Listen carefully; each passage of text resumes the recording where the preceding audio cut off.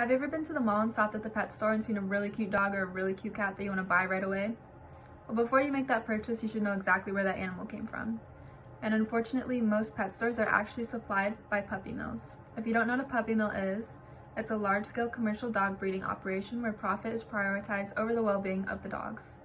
What this means is that the dogs are actually abused and that they're forced to produce puppies, as many as possible and as fast as possible.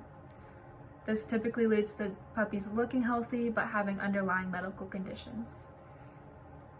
Over 2 million of these puppies who originated from puppy mills are sold every single year. Meanwhile, the shelters are overcrowded and are forced to euthanize over 1.5 million animals every single year. Which means that if those 2 million people had gone to the shelter instead of going to the pet store or to the breeder, then those 1.5 million animals could have potentially been saved.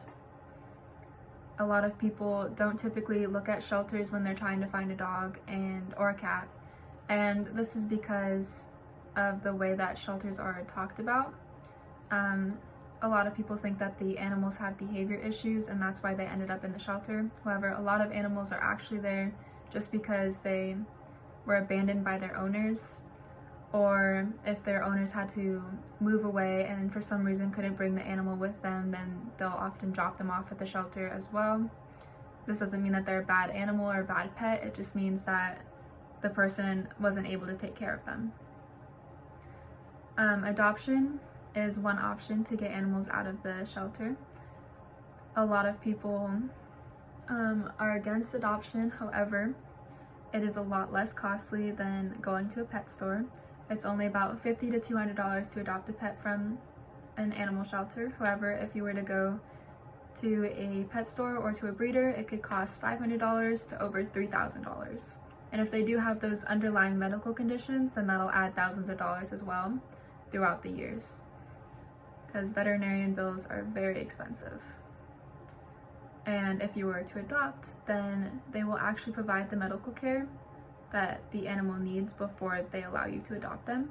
This includes any examinations and vaccinations that they may need, and if you want to spay or neuter them as well. If you're not looking to adopt and you don't know anybody who's looking to adopt, then another way that you can help out is to volunteer. So you can either look up your local dog shelter and go in, or you can email them, call them, and just ask them what you can do to help. One thing that they always appreciate is when people come in to walk the dogs. This may not seem like something that's super important, but it does improve the mood of the dogs because it gets them out of the cage and just lets them run around for a little bit, provides them with exercise, makes them look healthier and more desirable when potential people come in who want to adopt them. And if you don't want to do that, then you could work the events that they have throughout the year. This will just help to raise money for the shelter so that they can buy more supplies or so that they can hire more people to get more help. Another thing that you could do is fostering. That's something that I've done since I was 8 years old. It's a lot of fun. What you do is you can either take in puppies or kittens or cats or dogs, just whatever they have available. You usually take them for about 2 weeks, and you just help to train them and get them ready for adoption.